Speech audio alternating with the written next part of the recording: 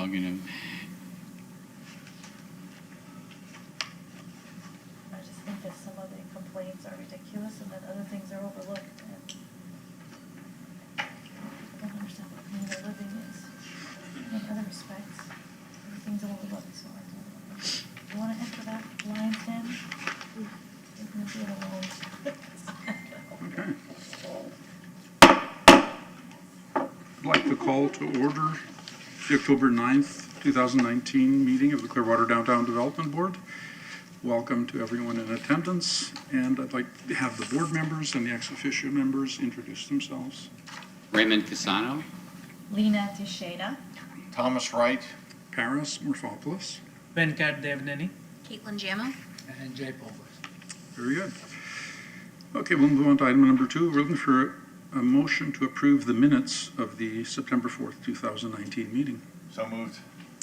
Do we have a second? Second. Very good. Any discussion? All in favor? Aye. Aye. Any opposed? It's unanimous. Looking for a motion to approve the September 9th Downtown Development Board meeting minutes. Do we have a motion to approve? So moved. Second. Good. Any discussion? All in favor? Aye. Opposed? Okay. Okay, next is citizens to be heard regarding items not on the agenda. Are there any citizens to be heard?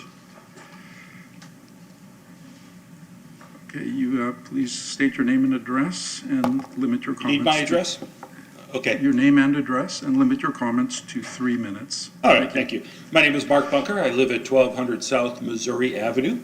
And at the last meeting, I was speaking about Scientology's negative impact on downtown Clearwater. And while I didn't bring up religious beliefs, Mr. Casano offered the fact that he is a Scientologist and a Christian, and that most Scientologists, he said, are Christians. And I'm not going to challenge Mr. Casano's personal religious beliefs. I mean, anyone is allowed to believe anything that they want. This is a comment you hear frequently, both in person and from people in the media. Scientology, they say, is completely compatible with any other religion. And they say that practically everywhere, except in the paperwork filed with the IRS, where they are trying to receive their tax-exempt status. In there, they state that members are expected to essentially abandon their prior beliefs and practice only Scientology, and that was a key factor toward getting their tax-exempt status. So while it's tempting to say that I don't doubt you, Mr. Casano, when it comes to Scientology, there really is nothing but doubt. Scientology's inability to be truthful is one of the reasons that the group has such a terrible reputation to begin with, and why having Scientologists now in the majority controlling the Downtown Redevelopment Board is so troubling to many. And again, people can believe anything that they want. But how can Scientology be completely compatible with Christianity when L. Ron Hubbard himself said there was no Christ? That some madmen 2,000 years ago stumbled upon some of Hubbard's tech and misinterpreted the man on the cross. The man on the cross, according to Hubbard, is every man. Hubbard also referred to the Church of Satan's founder, Aleister Crowley, as my good friend. And he did that in an audio tape lecture that was given to Scientologists. Now, I know people can pick and choose whatever aspects they want to believe in any religion. I mean, you don't need to believe in talking snakes to be a Christian. You do, however, kind of have to believe in Christ. And again, believe anything you want. But the further you go along in Scientology, the greater the pressure is put on you to stop practicing what Scientology refers to as other practices. Of course, by then, tales of talking snakes have been replaced by Hubbard's hard, cold historical fact that we're all blown up in a volcano 75 million years ago by an evil intergalactic overlord named Xenu. But as I say, I really don't care what Scientology believes. I just wish that Scientology believed in the truth. Thank you. Oh, and if you'd like to apologize for those comments you made to me on Watterson Street, saying that I talked, or that I like to have sex with barnyard animals or maybe little boys. I'll give you a chance to do that at the end of the meeting. Virtually everything just said is fiction, but we'll leave it for now. Natalie?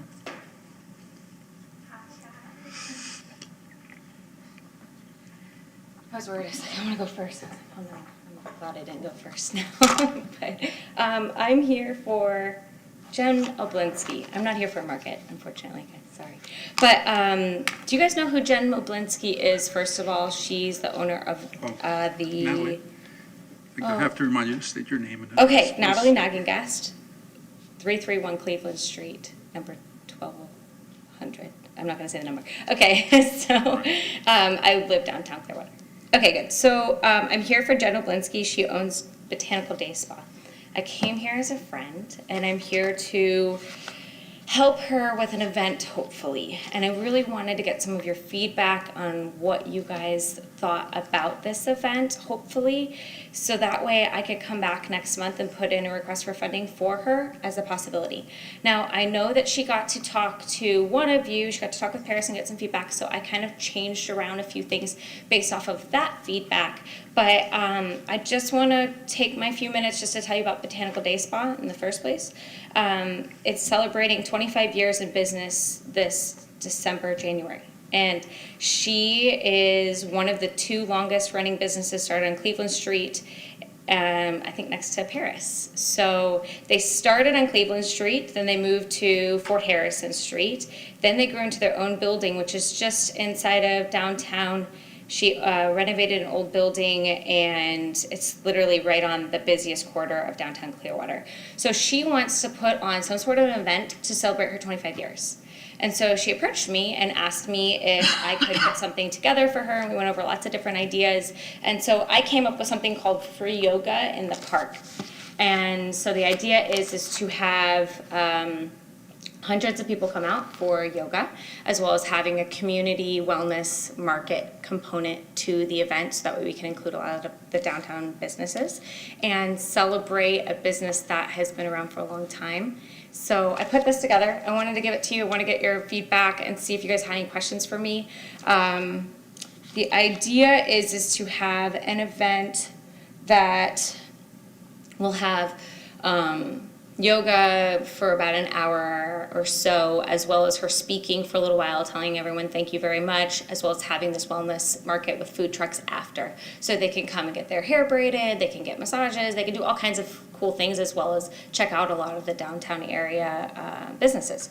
So right now she's planning on Coachman Park. She'd like to, at least. She has a certain budget, and to be honest, as soon as she sat down with the city of Clearwater, I said, well, what about this cost and that cost and this cost? And it started adding up, and I don't think she realized how expensive it can be to put on an event. Mm-hmm. And so she's asked me to help her with the idea, help her with the day of execution, and I'm kind of squeezing her in between a few things. Thank you. So here's these really quick. Does anyone have any comments or advice for Natalie? What's this for you? I printed off 6. Thanks, Natalie. I might need you guys to share. Thank you.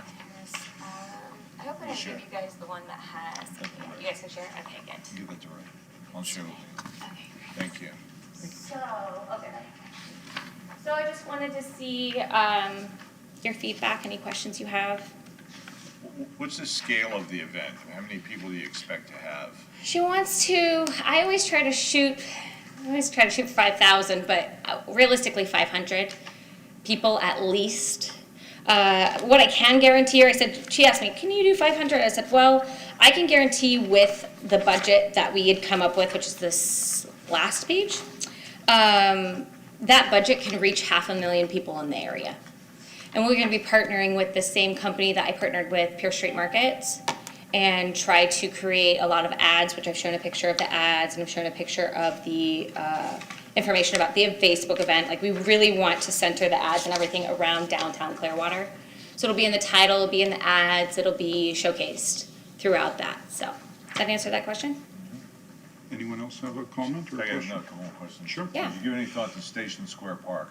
Or is that not big enough? Not big enough. She really wants there to be 500 to 1,000. I mean, her idea was that she went somewhere, possibly, I think in Canada, and there was, maybe it was Vancouver or somewhere, and there was literally thousands of people out on the lawn. So the idea is to have multiple, like someone up on the stage as well as throughout the crowds. And we're gonna try to get some sort of an RSVP perk as well, so we can try to get an estimate of the crowd, so. But this is a very popular type of event, and the other thing is that I think the plan would be is to not do it just once. Try to use this as a test run, and then possibly come back in the future and try to do it more regularly. So you'll see on this report that I put together, there's a whole page of example of successful events on page 4, which I list all of the towns that are surrounding Clearwater that all have a yoga component in their parks. They have a wellness component to their city that they have helped, so, yeah. Lena? So, we've discussed it all many times, that when there's an event in Cochin Park, it actually acts as a vacuum, where people actually walk quickly past the downtown and go to Cochin Park. And then you mentioned food trucks, which acts as a deterrent from anyone to then go back up the bluff to Yeah. frequent the restaurant. So it's actually, in many ways, competing with already struggling merchants. So, but you did mention you wanted to include us. So I was wondering, what ideas do you have to include us? You know, I think that what I wanted to do was something similar to what I tried to accomplish with the market, where we always had Carolyn's Kitchen down there, and it's always an open invitation, but not always utilized. I remember the one time that Tony's Pizza came out, he literally went through boxes as tall as I was. So it's a matter of, are they willing to? It's always going to be open, but we would like people to stick around after. And having some sort of food component always helps with that. So if we can, that'd be awesome. In here, you will also see that there is going to be an invitation to have a tent and continue to put out promo so that they get promo at the tent and want to go up the hill. I don't mind if those types of food trucks are popsicles and a few other things. I don't think that we're trying to feed everybody. I mean, if we're going to be pulling out hopefully thousands to come out, the hope would be to have something that is refreshing for them. So we've even talked about rosé and other things. So you would consider food trucks that are not in direct competition Oh, yeah. with the for sure. 5 or 6 restaurants we do have? Oh, absolutely. And I'd love for them to be down there. I mean, there's no reason why we even have to have food trucks. If they're willing to come down and they make sure that they have all of their fire regulations, it's one of the things that Jen asked me lots of questions about, so, yeah. And what date were we looking at? You know, it's fluid at this point, but I think at this point, I told her, she's talking about February, I said, listen, it was really cold down there. January is where we're looking at, the 19th of January. We don't want to, usually want to plan your events outside of the Christmas time season. And we wanted to have the Christmas time and holidays over, because that's the most expensive time to have ads. So then the idea is to start after the 1st, and then run our ads for a couple weeks, and we have enough people by the 19th. Because January is actually one of the cheapest times to purchase ads on Facebook. So. As I recall, your strength is social media, right? My strength, yes, is social media. Lots of ads and social media. It's one of the reasons why most of my events I put on are a lot bigger, but you know, there's sometimes, I even told her, you know, April, the problem with April is you get the gridlock traffic, and then, you know, and then March is sometimes you don't really know what's gonna happen in March, and December has too much going on, so. Any other questions? Any feedback you guys can give me, because we're gonna submit this for next month, and I requested 5,000 in here. And that is, a lot of it has to do with the marketing and PR around it. And the idea is to include the downtown Clearwater as a success. Create good PR around downtown Clearwater. Show that businesses are growing out of downtown Clearwater and they're continuing to expand. Would you consider presenting this in front of the Merchants Association to get their support Of course. and engage their involvement and interest? Yeah, I think that was kind of my plan with the tent, was to hopefully have the merchants come down. I don't know the current status of the merchants. I haven't been to a meeting in a while, so I haven't had a need at this point, but I think the plan would be my idea with the DDB tent was to have all the merchants there, so of course I'd probably go to the Merchants Association. But yeah. I'll let you know the date. The date? Okay, good. Anyone else have anything? Okay. Well, Okay. Thank you, Thank you. Natalie. Great, can I ask one more question? Sure. Is this something that is of interest to the Downtown Development Board, because I could reorganize a lot of this. I mean, I don't know, not that I don't know if it's gonna happen, but I don't know if it'll happen on the scale that it could. And I think this is an event that could go more viral for downtown. So is this something that the downtown has an agenda for in the past, where you guys wanna have wellness events, or you're trying, because I know you've tried it in Station Square Park in the middle of the day, in the week. Our last one was a Taste of Clearwater, and that was a fantastic success on a Friday at 5, so we caught everyone before they left downtown. And we had over 500 people there. Okay, good. Was that yoga? No, centered? no, Okay. but in terms of Station Square Park Yeah, downtown. yeah. I wish it would be Station Square instead of Coachman Park, because that bluff is like an invisible wall. And logistically speaking, getting restaurants down there might take some convincing.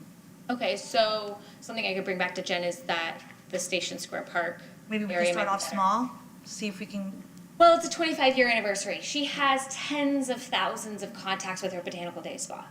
So it's one of those things where we're trying to play off of each other there, and we're using Unation, which is the promotional company that I've used, which has about 400,000 or 500,000 followers in the Tampa Bay area. At this point, when I had Pier Street Market, it was about 100,000, so they've grown a lot. So the hope would be is that we're creating the signature event. I get worried that there's not going to be enough room if we're going to be going on the scale that is what we're trying to accomplish. But I understand where you are coming from as well, just so you know.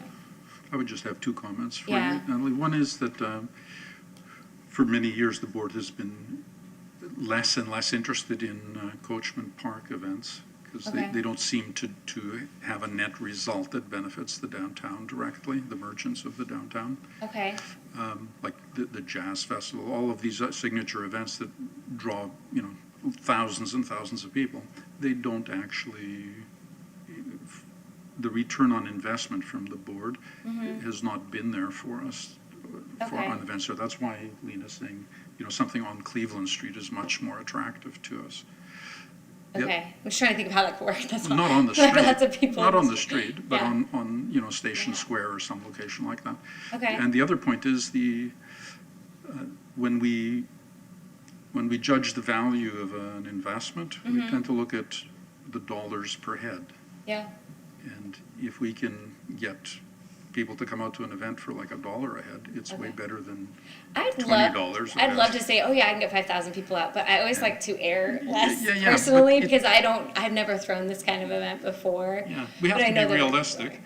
but we don't, Yeah. I don't know what the consensus of the other board members would be, but my own thing would be the return on investment to spend $15 or $20 to bring someone downtown who may or may not do anything downtown. Yeah, I think that part of this is it's very much a PR kind of, my thought is a lot of people come to me and they're like, oh my gosh, I loved the market, it was downtown, it was like one of the best things that was going on, blah, blah, blah. I'm like, great, that's awesome, let's do something like that with the yoga event, and possibly it could continue forward, and then the entire Imagine Clearwater is going to be occurring. So that's kind of where my thought was. That's why I kind of was willing to take this on. So that's where I want that kind of feedback. That really does help me, because I want to use this moment to just get as much as I can before we start submitting. And if you have any other comments, yeah. I would like individually to see a little more skin in the game, not us covering a greater part of your budget, especially when we don't know what's going to happen. Makes sense. If you do it and it's successful, well, the next time you get a much better response. What, and I told that to Jen as well. So in this, I said, listen, you're gonna have to put some money in. It's gonna have to be, like, I didn't just put $5,000 and you're gonna give us $5,000. I put in $61.25. The marketing side is where there's the ability to go up and down. The rest of the numbers are fixed numbers, no matter what. This is outside of her budget. So I think the question would be is, what kind of ratio do you like? Well, more skin in the game. I mean, More. We're putting up, what, 80-some% of the, About 80 you're so to excited about it, it would Yeah. behoove you to come in with a little more So like a half or a third, or individually, just myself. Yeah. Yeah, something like that. like a half or. We wouldn't like to risk that kind of money with Yeah. a big not knowing how successful it's going to be. Okay. So it'd be great to find out What, yeah. Okay, at a good. low cost. I'll take that back. Thank you. I really appreciate that. Okay. So, and I won't try and give like ideas in terms of your event or trying to change the structure. But one thing that would maybe address the concerns in terms of Station Square, depending on, because like you have a gift basket raffle, if part of it were to be located at Station Square, which would have an additional, It's not a bad idea. have like an additional expense, I'm sure, in terms of permitting or otherwise. Yeah. Which is above my pay grade. But having, that would draw people where it's almost like using Coachman Park and the attendance there to say, oh, now make sure you go to Station Square to get whatever part of the event may be more intriguing, I think, because then it would also draw people perhaps to park more downtown and then walk up. Maybe something that would. You like that idea? Okay. Yeah, I mean, the biggest thing that I noticed with the successful yoga events was they were located on a waterfront.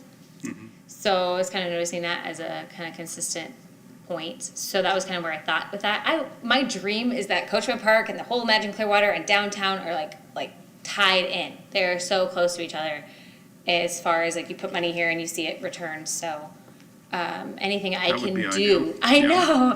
I wish you had a park right in the middle of downtown like you do in like Gilmore Girls or something, you know, where you have literally like, you know, it's like the old Connecticut types of, you probably have seen that, Paris. Yeah, all the sure. time. I follow it closely. I don't know what it is. I'm assuming Awesome. it's a TV show. It is, it's a TV show. It's a girly TV show. But they have this gazebo and a whole park that they host a lot of events in this park, but it is situated right downtown. So So, downtown is actually an O. Oh, yeah. It faces the park, so it's a Yeah. great point of that. I know, it'd be great. We'll just have to rebuild downtown Clearwater and then we can do that. So I watched Perfect. the show a little bit. Yeah. Okay, does Okay, that good. give you some data? That really helps. I'm gonna go ahead and I'll go back to the table and we'll see what we can put together. And I'll see if I can't work the budget. She's a small business, so I don't know how much money she's gonna be able to put in, but I really wanna do something special for all of us, including the DDB and the merchants, to use this as, you know, something to do that. So it's good to see you all. Nice to see you too. Thank Darla. you. Bye-bye. Okay, is there anyone else that would like to address the board? Hi, my name is Lisa Lanza, and this was perfect. You know, Your that- address, please? I don't give my address in public. Then we're limited to take speakers who give their name and address. No, that's real, I go to city council all the time, and don't, hope this doesn't take up my 3 minutes, so turn off the clock, because first off, Amanda has my address. Secondly, in city have the council, address? I that approached Amanda covered? before the, Has written cards before that we have on. I approached Okay. Amanda before I got Okay, up that's here. fine, that's I fine. I just wanted to wanna make it say fair for everybody. I did approach Amanda before I Right. came to the podium. Okay. I asked Amanda if I needed to fill out a card. She said Okay. no. She already So, had my address. we're done with But that. to You add, can no, start the remarks no, 'cause the wait a clock minute. is running. The clock shouldn't be running because you just took my time away from No, me. no, the clock starts. No, now you, because- that is not why I came here to speak. You just took my But time away begin from me. speaking on the topic you want to speak about. We're done talking about whether you have to give your Amanda, address. don't start the clock till I start on my topic, please. Thank you. Well, that's completely wrong. He's the chairman, he runs this meeting. Well, begin- I'm supposed to have 3 minutes to speak on what I want to And speak you're about. It's wasting the it. public comments. You're wasting it. You've wasted Begin it your for me. topic. Okay, I'm moving forward. Anyway, I was coming up here in a positive tone, which you've turned negative. However, I'll try to recoup my positive energy to say it's lovely to have some young women that are engaging in downtown. I've said to many people, if you look at Dunedin and you look at, say, other cities, the problem we've had in downtown is we've had, not to be demeaning, but older white men. We haven't had that feminine energy. We also haven't had that homosexuality energy, which in Dunedin, you know, you've got the homosexual community, you've got a lot of women. Yes, you have men, but what we had in the park before, the project that Natalie had, the Pier Street, that was so popular. I had friends coming all the way from Dunedin and South Largo to go to that. And because of the way the city managed that, that went down by the wayside. The things that the guys have put in, like the Oktoberfest, and, you know, they've been pretty much a bust. But we the people have said that we wanted from day one, and I went to all the Imagine Clearwater meetings, the downtown waterfront development meetings is what I call them, which is more accurate. We said that's what we wanted in our park. We wanted in our waterfront park yoga classes, we wanted painting classes. And by the way, the reason you didn't get business downtown from some of the other events downtown is because the event you're holding downtown, which will include the amphitheater, You're having people in the park till 11 o'clock at night, drinking and eating, which includes the Jazz Festival. By the time they're ready to leave the park, they're ready to go home. We have said you should have things in the park at sunset, that's what we wanted, after sunset, people will come downtown, they will eat, they will drink, they will hang out. That's not what you guys have been doing. And it's wonderful to have some young feminine energy, and that's what we need in the city, and I hope you will support her and her friends. Thank you. Great, thank you. Okay, let's move on. No, that's done. Oh, I was planning on that. I'm Mr. Haluva. and you are? Mr. Haluva. I'm no fan of Mr. Polglaze, and I'm certainly not a fan of Amanda Thompson. Okay, can we have your name and address, please? I got it. Oh, you got it, okay, that's fine. We're just trying to be consistent with everyone, sir. Well, it's not working very well, but, you know, what is working very well with this downtown development board? It was established, what, back in the mid-70s? I mean, are you people living in a bubble? You don't see it? I walked through downtown this morning to get a list of who was gonna run for city council and mayor, and thank God Mr. Polglaze's name is not on there. He's all, oh, downtown, let's do downtown, downtown's great, downtown's wonderful. No, it's not, it stinks. You could stand on a corner down there and give away $5 bills and you wouldn't draw a crowd. And that's your fault. Says, you know, in your own literature, create a world-renowned destination and place. I think that's happened, but in a very negative way. I think when you've got what you people call a stakeholder that owns 90% of downtown, anything you do only benefits that one stakeholder. The rest of us are just not going to participate. You want some proof? Look at the vacancies downtown. You know, I recently went to Pine Bluff, Arkansas, which, you know, look that up. Get on Google Earth and drive up and down that. I went to several cities in Mississippi. They got the same thing going on. It's not an unusual situation to have downtown be in decline. What's unusual is all you cheerleaders going, it's great, let's do this, let's spend money, let's give away $600,000 to the people that, you know, might set up a brewery. As I said before, that's never going to happen. If it does, hope they build a building, because when it fails, they can turn it into a homeless shelter. There's 3 reasons why downtown is not working. I've emailed you. You ought to be ashamed of yourself, Ms. Thompson. $101,000 a year. I have called on the city manager and the assistant city manager to tear this apart and give her her severance package and send her down the road, because she's not doing a thing. Thank you. Is there anyone else that would like to address the board? Any other citizen comments? Mr. Johnson.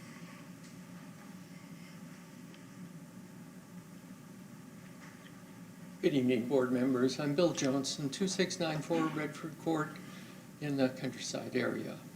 I came thinking that I would share some comments about observations about some of our restaurants that are poised to open but haven't gotten opened. And I think that there's an opportunity to try to help them in the early phases of their opening to make sure that they have the right contractors that can help them with things like the hoods. I've talked to the fire chief about the exhaust systems and maybe pre-qualifying some of the buildings or something like that. I don't know what the solution is, but I think that that might be an opportunity to see things turning over a little faster. So I share that comment with you. Thank you. Great, thank you. Thank you. Thank you. Last call for citizen comments, anyone? Okay, thank you. We'll move on. New business items. We're looking for a motion to adopt the August 2019 financial statement for filing. Anyone? So moved. Good. Do we have a second? Very good. Any discussion? Let's call for a vote. All in favor? Excuse me, Oh, yes? I didn't see, what do we got, the cash position, is it there? There we go. Yeah. So, walking through our funds spent as of August 31st, $450,006. The transfers that were approved in August, and then, our new fiscal year has started, so next month, we'll have for you the amount that has rolled over, right, once we clear out, the end of this year. So remember, we're always lagging a month behind. So, and we're working with Monica Mitchell in finance to be able to get a current state to add to another column, right? So Okay. you know where we are in actuality at this moment. Very good. Thank you, That's where we're at. thank you. Okay, where was I? I think I was asking for any discussion on this. Yes. Okay, is there any discussion? Further discussion? Okay, all in favor? Aye. Aye. Any opposed? There being none, we move on. Okay, we're on item 4.2, and Ann Lopez, please take that for us. Begin. All right. Ann Lopez, I am the CRA program specialist, and this year, since our dear Ann Fogarty-France left, I took over the DDB election for this year, and quite a process, quite a process. So I wanted to start off first by just showing you your boundary map. One thing that I did find throughout this whole process was I had quite a few people that would call or come into the office to ask about if they could vote. Majority of those people were outside the DDB boundaries, but this is just your boundary district map. So this is just a really quick overview of how the whole process went. It starts in August, goes from August to October. This is the timetable, the election timetable that I go for. And this year, on August 2nd, I requested all of the parcels within the DDB from the tax collector's office. And then the following week, any new parcels or any people who are not currently registered to vote in the DDB election received a voter registration form. Those were due back August 6th. That's what helps me to create the ballots and how many ballots we would need. Ballots were mailed out on the 16th of September, and they had about 3 weeks to get those into the supervisor of elections office, which were due yesterday at 12 o'clock. And at 3 o'clock, Thomas, Amanda, myself, and a member of the supervisor of elections office sat and counted ballots. And this is just an overview, another overview. There are a total of 916 parcels within the DDB. 129 of those are not eligible to vote because they're either owned by the city, the county, the CRA, or they had not paid taxes. So those were immediately taken out. From there, I compare what we currently have to what we had last year for registered voters, and then 463 of those were considered new or were not on file. Those got sent out. Of that 463, we received 53 back. 21 of them were returned to sender. 21 of the 53? 21 of the 463 Okay. came back. Okay. And we have no way of knowing what their address is because it goes based on what they have listed with the tax collector's office with the county. So with that, we sent out 376 ballots. We technically received 10 back, returned to sender, but I actually had 3 people that called in to find out where their ballot was, and it was sitting on my desk, so they actually came into the office to pick them up. Yesterday, we counted 232 ballots that qualified, 18 ballots that did not qualify because their signatures did not match. The signatures not only have to match the registration form, but if you have multiple property owners, they have to identify one person who can vote, right? So if, Amy is a designated voter, but Patrick sent in the form, that's disqualified. And And then these were the election results. Paris Morphopoulos with 146 votes for a 3-year term. Keenan Kinsel, 126 votes for a 3-year term. Shahab Enrani with 124 votes for a 1-year term. Festus Porbeni with 98 votes.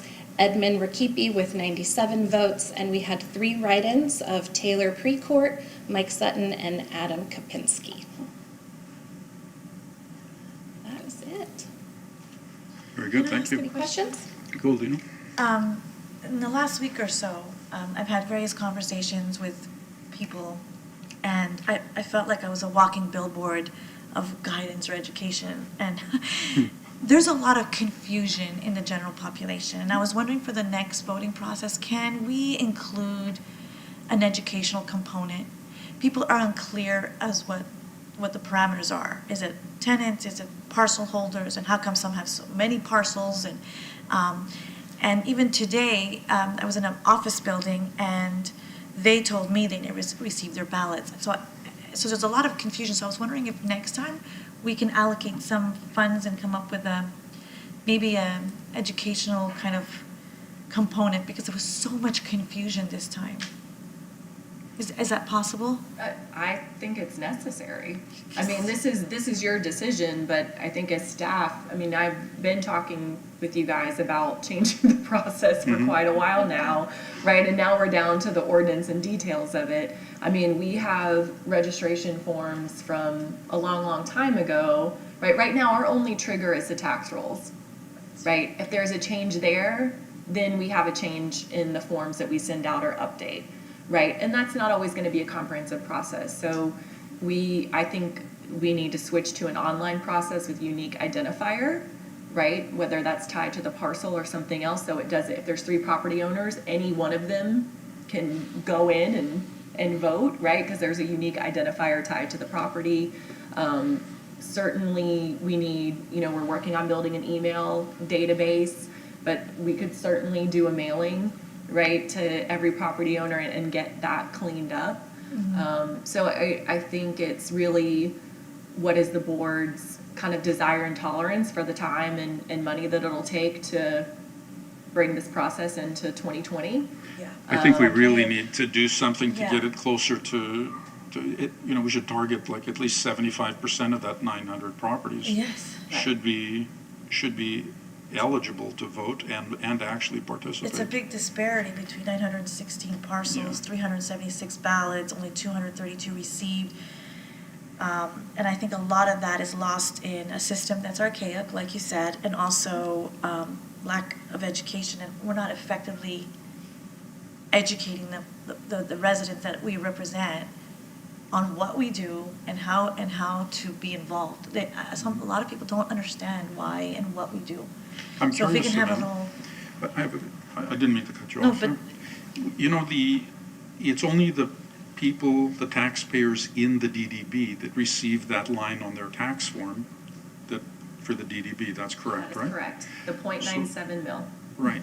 So then it should be possible to insert, a little one-page fold-out thing just in those envelopes, because we already know that there's something special about those particular Right, forms. partnering with the county office to do so. That it says, you're in the DDB, these are your rights, this is how you vote, this is how you register. Yep. So we already have the mechanism to flag who those people are. It's a particular line in the database. So it shouldn't be that hard to do. We should do whatever it takes to get total participation by our payers. I think it's important. Where is the map on the internet, that boundary map? The map is on the DDB's portion of the CRA page on myclearwater.com.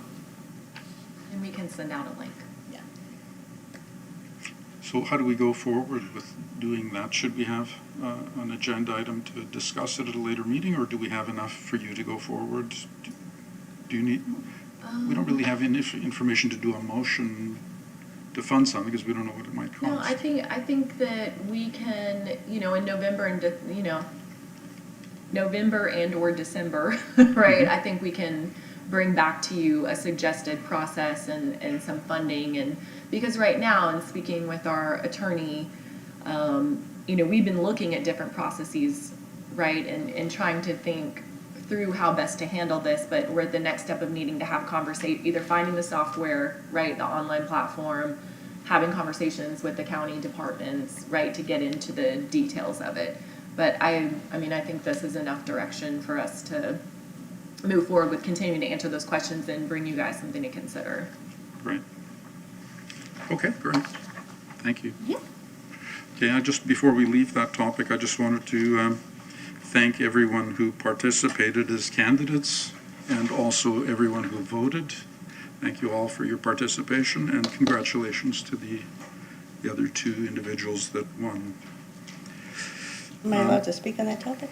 You're No. not voting on anything? Oh, Yeah. okay. I just wanted to make one additional comment. They don't vote to accept the vote? No. No, we're kind of tied to what the vote was. We don't get to vote again on it. Following the election, there was, of course, as expected, an article in the newspaper which had several quotes in it from various people. And I just wanted to set everyone's mind at ease. If anyone is concerned about what the board may do going forward, all they have to do is look at what the board has been doing for the last 25 years that there's been Scientologists on the board. So in my tenure alone, I've probably cast 700 votes. You can go back and search all of those, and if you find even one that's objectionable in some way, just let me know. But over 700 times, I have voted what I thought was the best thing for the ratepayers of the downtown, not for any other reason. So I just want you to know that. Okay, next we'll go to a discussion on the DDB meeting rules of procedure. Yes, so what you have before you is a very similar version to the City Council's rule of procedure. So as we know, the DDB is not used to having people come and speak. For better or for worse, there just hasn't been a lot of public comment. And what we realized as that started is that actually our bylaws, the DDB bylaws and ordinance, do not speak to rules of conduct for a meeting. So what you have before you, but your ordinance allows you to adopt rules of conduct and bylaws. So what you're being asked to do tonight is to adopt some rules of conduct. So that outlines the duties and responsibilities of the chairman. I didn't go through and change it to chairperson, but it is inclusive of male and female. The order of business, how public comment is handled, how you handle breaks and recesses, that you use Robert's Rules of Order, and then further on rules of conduct, if someone is repeatedly interrupting the board or shouting or refusing to leave the podium, any of those kind of behaviors. So that is for your consideration tonight, and it has just one vote to adopt these. Again, they mirror City Council's rules of conduct so that we all know what to expect.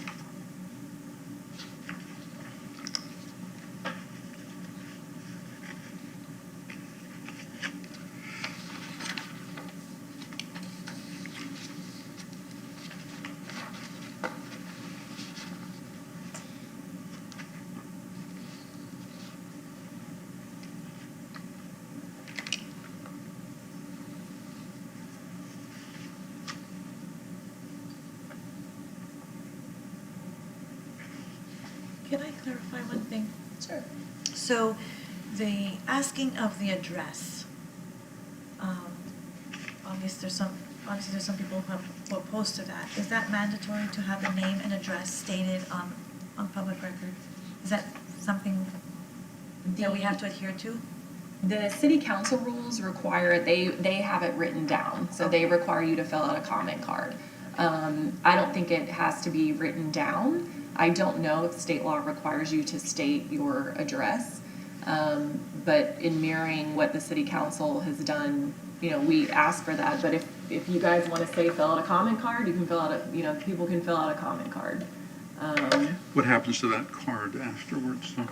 I don't know. If I'm someone, not sure what the city clerk does with the Yeah. comment cards. see, if someone is reluctant to state their address for privacy or security reasons, and then that becomes a public record afterwards, then that would kind of, Right, be a I mean, problem. I don't I know. really don't know what how can we is done with determine, them.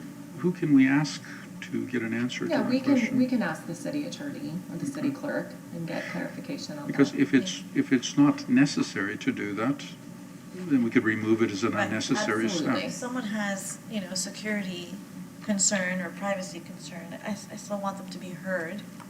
But if it's mandatory, then as long as it's written and if that's something that we should know instead of, I think I want to be clear on that. pardon me, I think the origin of that is, if you're gonna speak, you need to be a resident of the city of Clearwater. Well, typically, it's used, and I always feel nervous speaking in front of an attorney, but typically it's used for standing purposes, right? So but that's more in land use and zoning cases, right? That's where residency matters, right? And proximity to what's happening matters. For something like this, you might be a downtown business owner, but your residence isn't here, right? Or you might be a tenant in a building, but your residence isn't here. So that's why I don't know the answer about the address. I mean, and to be expedient and know we were doing something that was allowed, right? We mirrored what city council does. That doesn't mean that I don't know that means we have to find an address, and I can certainly find that out. Sounds good. And we could establish our own rule, could we not? We could, as long as it complies with the law. Right. I can't say 100% now if the law requires you to state an address. I don't know if it does or if obviously it doesn't prohibit it because we do it, right? But I don't know if it does require it. So I think that, for special districts, what the state requires, right, for open meetings and sunshine, right, is that, people have an opportunity to speak. Right, and then the local jurisdiction can put limits around that speech. Can we get a determination for our next meeting? And then just take it then? Okay. Any other discussion on this? Does the city council meeting, do they have security, police officers at the city council meetings? They do. Yes. I could say that. Yeah, they do. May citizens speak on this? No? Not at this point, not until we reach that point in the discussion.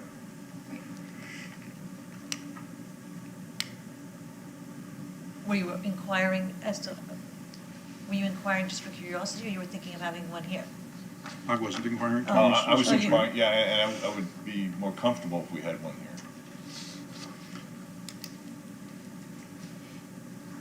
Hasn't been necessary for many, many years. It might.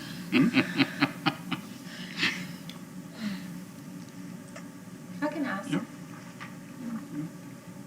I'm sure We work 24/7. I'm sure there's so, a downtown duty officer that could sit in for a couple You know. hours. Yeah. Maybe the bike patrol could patrol through. Yes. Or be close by. Yeah. I mean, we don't have a sergeant at arms, but Mm-hmm. there would be some comfort in that. Today's Wednesday, so Sergio's off. But I think that's something we should consider, actually, as we face more controversial topics, and we might need that. Okay.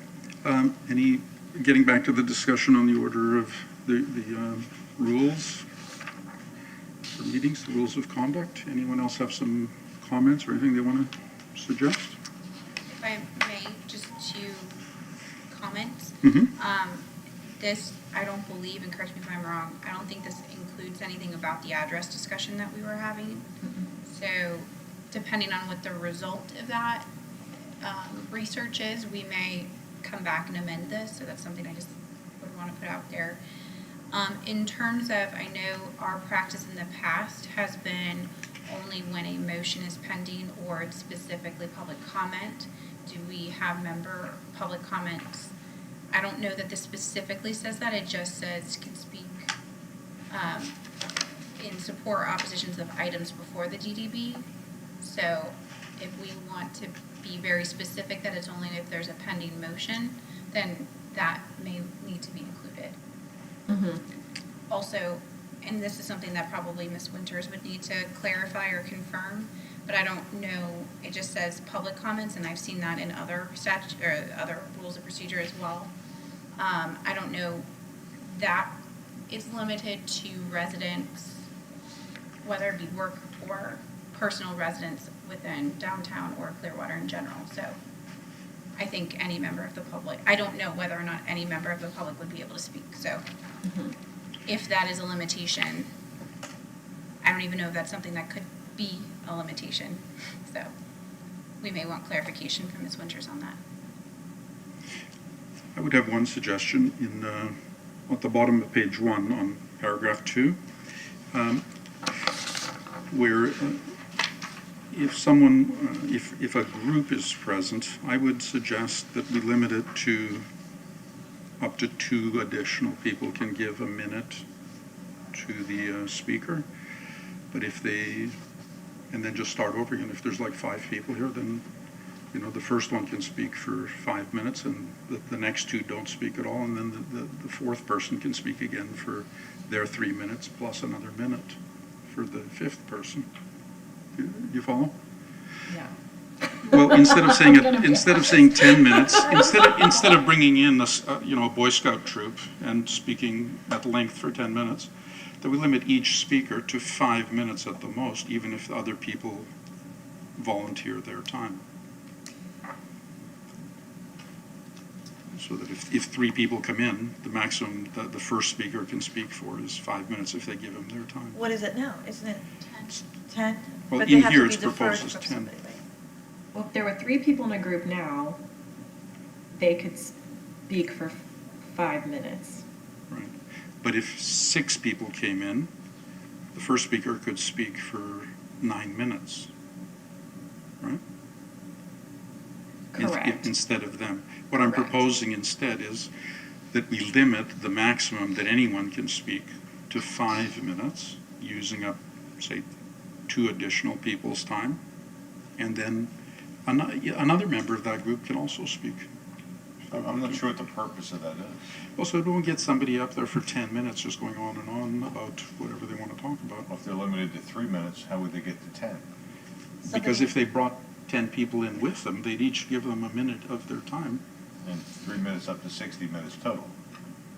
up to 10 minutes. I mean, I think if you don't want people to use each other's time, then you should just take out the group rule. Yeah. If that's, Yeah, I think I'm trying to follow what the city council does to some degree, which they allow someone to speak using some other person's time to some degree. Is that correct? Jay would know that, yeah. right. They can How does it work? allocate there, but I'm not sure it's a full 3 minutes. Mhm. No, it's 1 minute. 1 minute Yeah, of, They can, and what's the total? Up to 10 minutes total. That's how city council does it. And then they limit a group discussion in its entirety. I don't know that we do a full hour. Right, then there's, no, I mean, you guys, I've seen them. you limit public comment in total on a particular issue to 1 hour, Yeah. unless you decide to extend it. anyway, Well, my proposal is to change the maximum of 10 minutes to just say maximum of 5 minutes.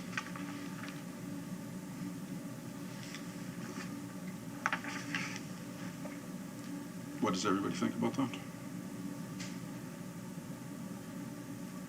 I see both sides. I could see where the issues is when they want to say something or when they want to talk about something that's, you know, complicated, and 3 minutes or 5 minutes can be short, but then again, you don't want to hear someone just disparaging people for 10 minutes either. I can Because see both another sides. person can also get up from the same group and then speak for a further 5 minutes if they have 2 supporters too. But I would just like to limit diatribes to 5 minutes because that's about all I can take. So are we going to vote? I What do mean, you my personal opinion on that would I've not seen that abused as of yet. If it becomes a process that is abused, then I think we would revisit at that point. But I think it also, if something becomes disruptive, the chairperson has the right under Rule 5 to limit it, I think at that point, but I personally would rather keep it at the 10 minutes, because if something's important to that number of people that you have to get together, then I personally would be in favor of allowing it to stay. Up till now, whenever somebody's come up with the 3-limit rule and they were saying something important or that generated a lot of questions, we've had no problem extending how much time they talked. It has not been an issue Yeah. to have it go the other way. And that might give us a little more flexibility in how to handle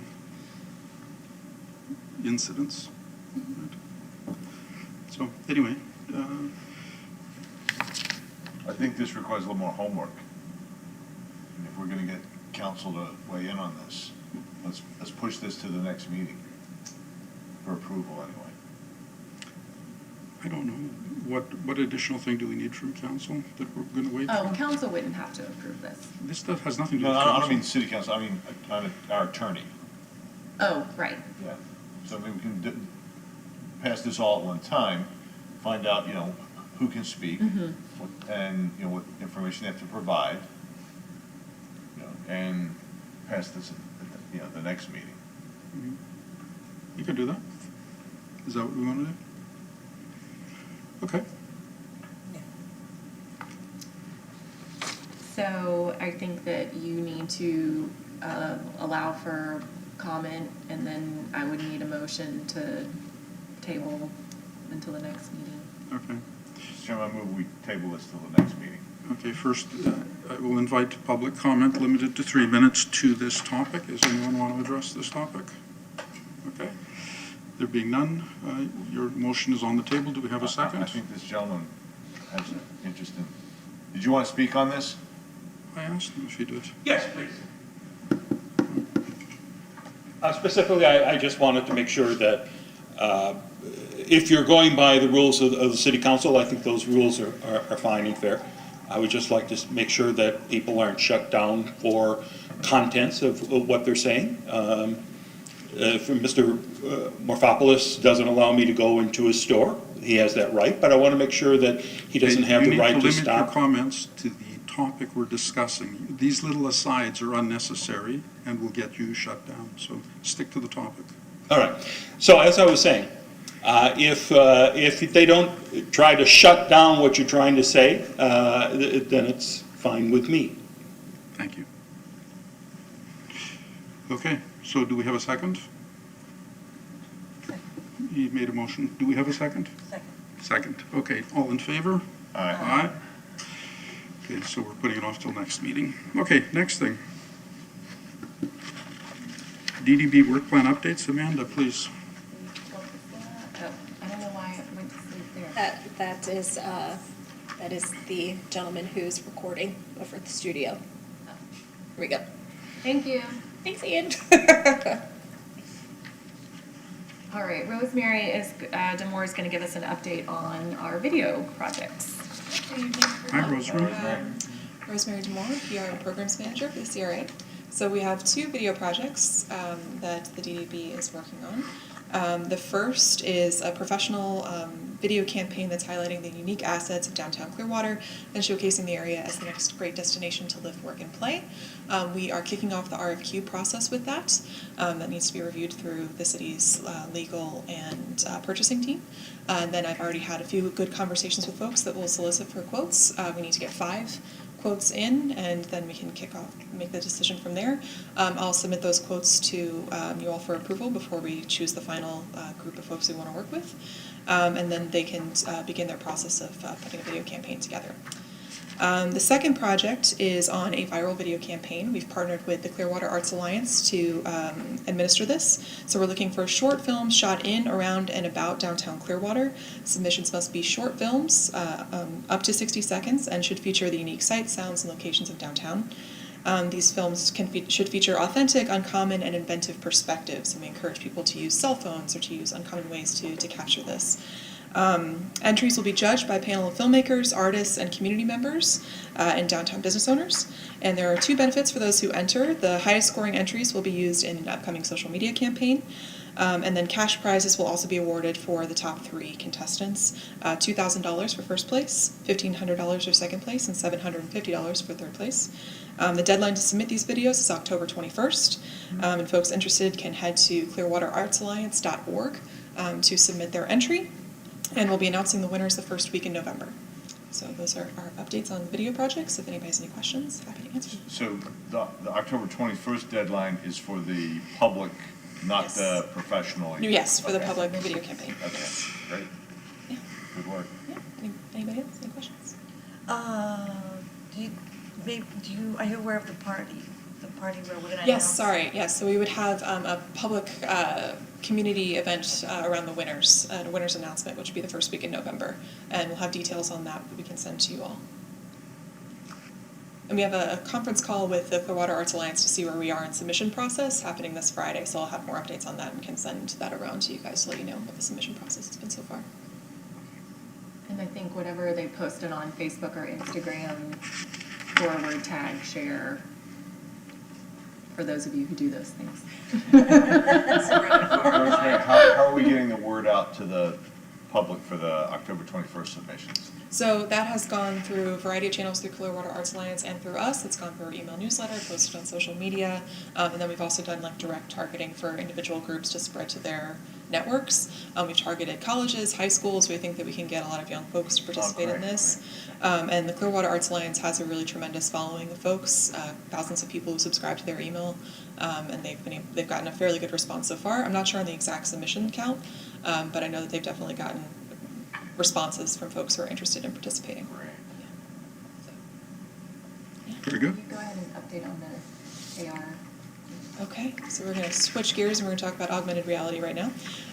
So just a reminder on the augmented reality project, the DDB allocated $25,000 for augmented reality installation in downtown Clearwater.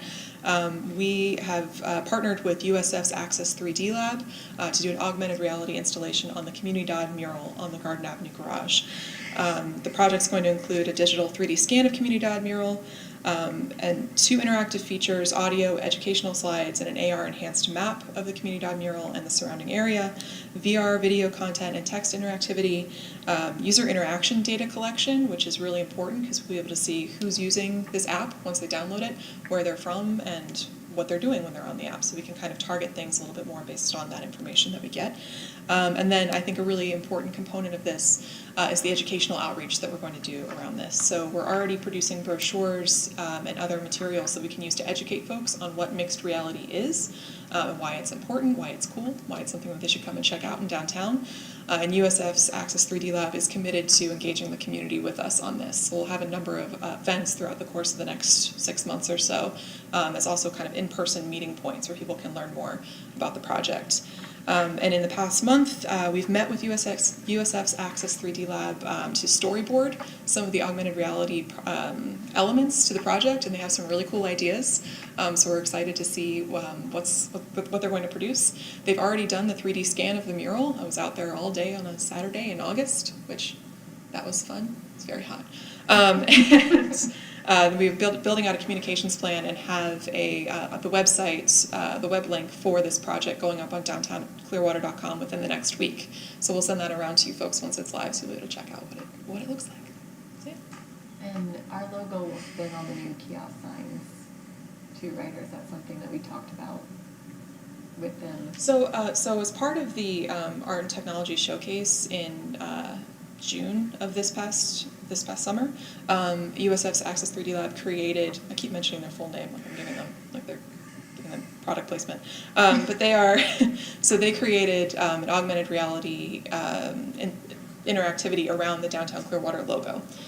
So when you hold your phone up to that logo, when you have this app, you hold your phone up and then it actually interacts with you. It spins around and then explodes and says coming in spring of 2020, augmented reality coming to Downtown Clearwater. So that will actually work on any logo for Downtown Clearwater if you have this app, and I can send you the instructions on downloading that as well. So now if you walk by the kiosk and you've seen the new maps and signage in there, if you have that app and you hold it up, it'll spin. Right? So I think just what's really exciting about AR and building out this platform is all the connections that we can make with the businesses and the partners, and that literally can be used on anything that we're seeing out in space, right? Whatever it may be. So it's a really fun way, right, to kind of bring our streets and our art and posters to life. And this is also a first for the region, so this is a really cool project for us to be first on, and we're really excited to roll this out. Any questions? I just wanted to say that that app that you're talking about, that is the wave of the future. I mean, even wine bottles that I'm receiving, you tap the wine and it actually goes on your phone and it teaches you about the wine so this is definitely on the right direction that we should be doing. Yeah. Very cool. Anyone else? You tap the wine, you tap the bottle, and it's like, ooh, this is from this region, and it's ripe and full bodied and blah, blah, blah. How does it know? Because there's a magnet or some kind of thing on the top So of each bottle. So you can target it to an image or you can target it to a location. So something like Pokemon Go, those are targeted to a specific location out in the world, right? So you walk out there and you go to the street corner, and if you are connected to the app on your phone, it'll pop up when you walk past it. It's the same with the mural. So the mural program is a stagnant place, so it'll be connected to that area. With the wine bottle, it's connected to the image. So then you can interact based on the It's image. not really magic. It Just seems looks like like it's it. magic. It's Looks coded. like it. It kind of sounds like the thermos to me. Yeah, exactly. Okay. All right, thank you. Thank you, Rosemary. Okay, so I do not have any progress to report on partnering with educational institutions or the special events process, but we still have 3 more months, so don't give up yet. We're going to get there. And I sent out a red line version of the ordinance today. So my question to you is, if you take the next 2 weeks to kind of read through and look at it, for our next steps as a group, is this something that we want to discuss as a group? Is there a smaller few of you that would like to meet and go into more detail and then bring recommendations back to the larger body? Do you just want to read it and email back comments if you have any? Yes. For a smaller group to get together, we would still need to have notice. and- If there's more than one of you, we have to advertise. Yeah. Maybe email is Yeah. the simplest process then. Yeah. Great, so you've got 2 weeks to peruse at your leisure and email back comments. Simultaneously, we'll be working with the city attorney and we'll be getting more information. There will be changes, I hope, right, to the elections process, right, that'll allow for electronic means and everything that we discussed earlier. So we know we're still working on that part of it. And then we are essentially proposing this, right, to city council to adopt. So I'm working in parallel with the city attorney's office to make sure we're all on the same page. Okay. Okay? That's it for our work plan. Okay, then we'll move on to the chairman's report. 6.1 is we have Our Perspectives, Our Cultures, Our Community exhibit at Second Century Studios through October the 27th. And we also have the Town Hall discussion at Second Century Studios on October 11th. Doesn't have a time for that. Do we know when that is? 5:30 to 8 p.m. Okay. And then the Hispanic Heritage Concert is at Coachman Park on October the 13th. Clearwater Jazz Holiday. This must be, I don't know which one this is, like the 40th, 45th? 40th? Coachman Park, October 17th to the 20th. And then we have, again, Our Perspective, Our Cultures, Our Community, an artist demonstration at Second Century Studios on October the 19th.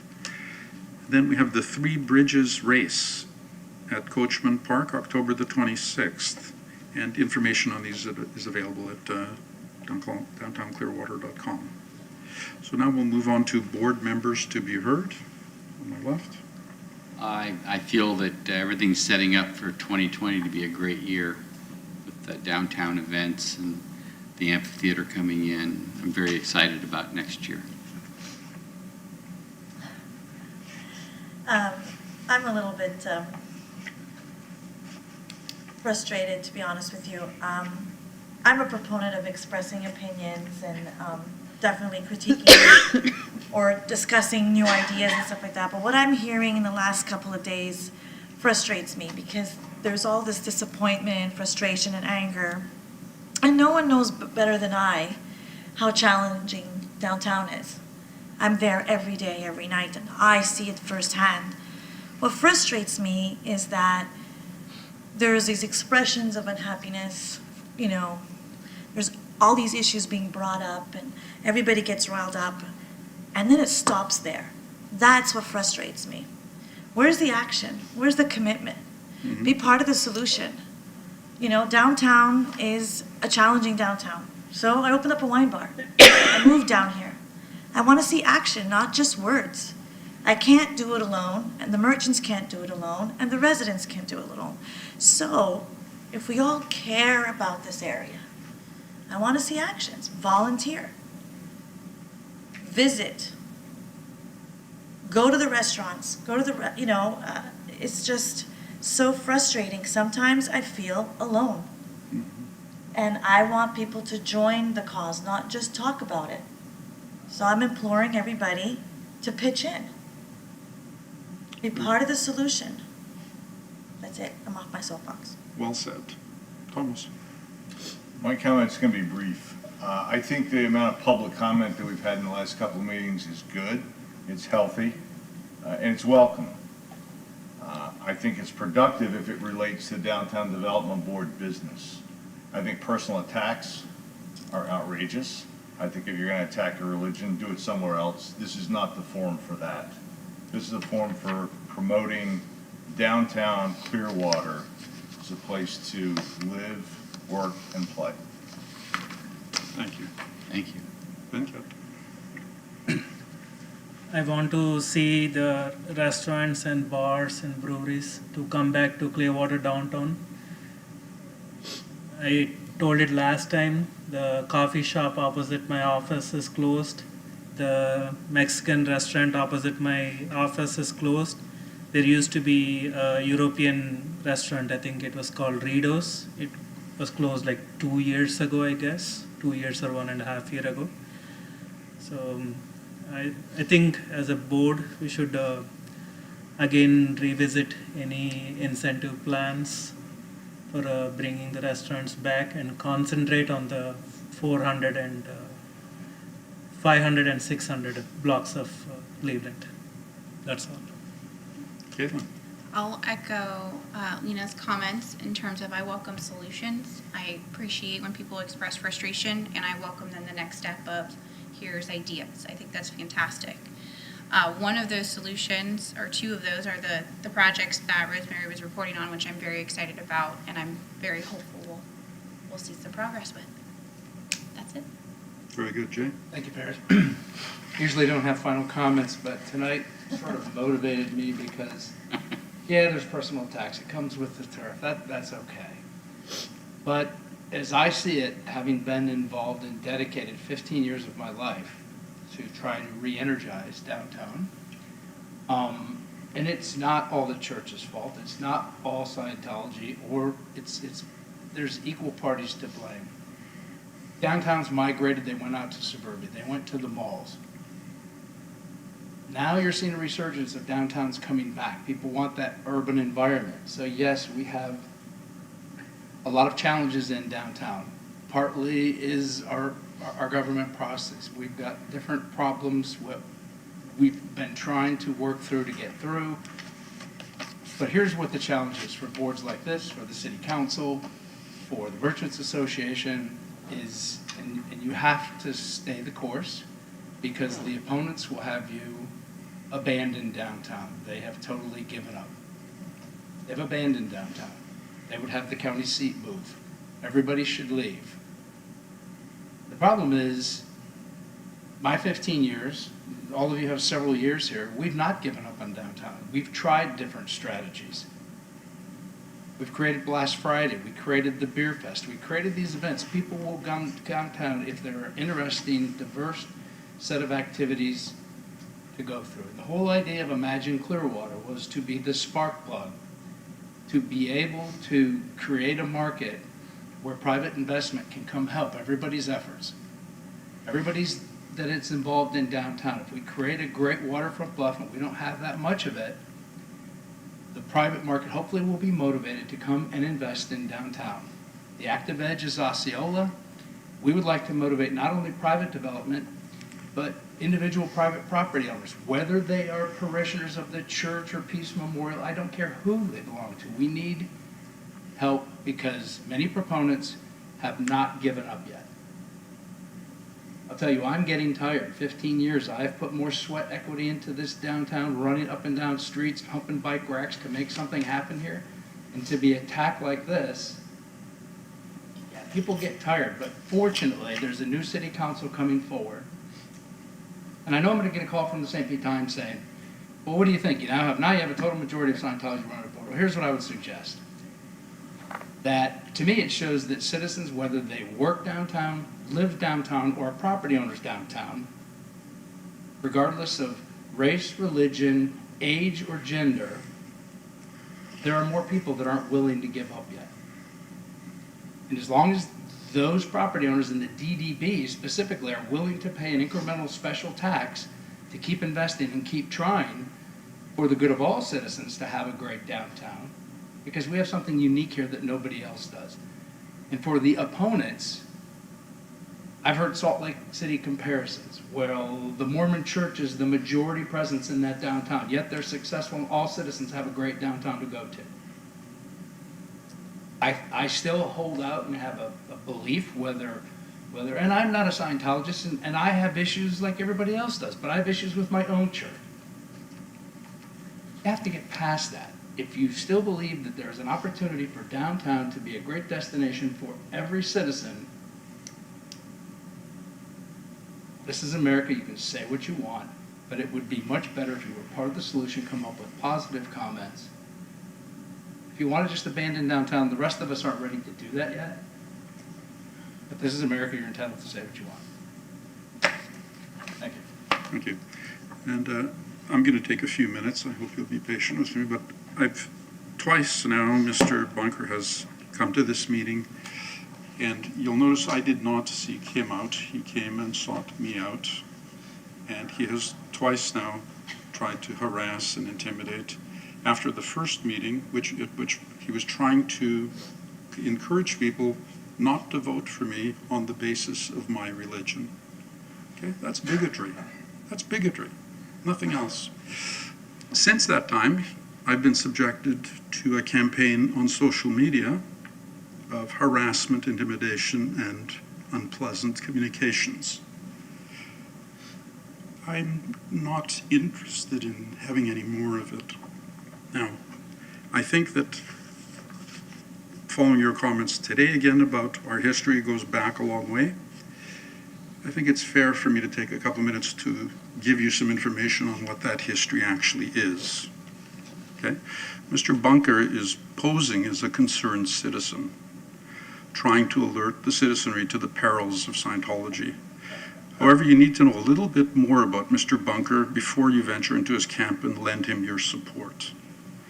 He has for over 20 years done what he can to harm the church and to intimidate, harass, and drive off the Scientologists who, in his opinion, infest the downtown. He's planning to run for city council. His only apparent platform plank is his intention to stifle and contain Scientology and Scientologists. On the face of it, a purely bigoted and intolerant approach.